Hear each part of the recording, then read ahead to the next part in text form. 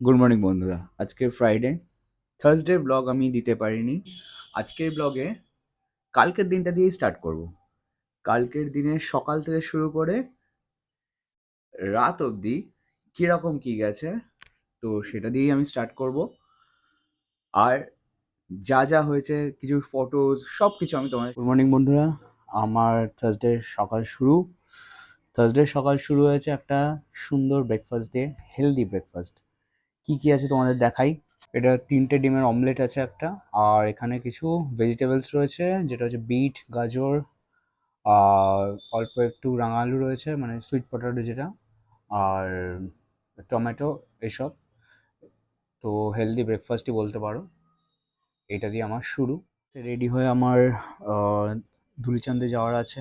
তোমরা জানো যে আজকে আমার ফার্স্ট কার ডেলিভারি আছে, তো টাইমে পৌঁছানোই ভালো। দেখা যাক।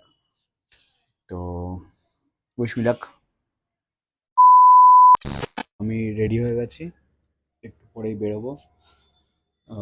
বাট খুব চাপে আছি, কারণ আমার একটাই ভয় যে অত রাস্তা আমি চালিয়ে আনতে পারবো কিনা। তো দেখা যাক।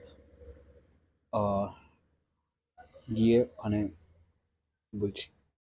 তো আমরা এসে পৌঁছে গেছি টাটা মোটরসে। তো এই হচ্ছে আমার tata punch 1.2 MT। Have a look. কেমন লাগছে আমাকে কমেন্ট সেকশনে জানিও।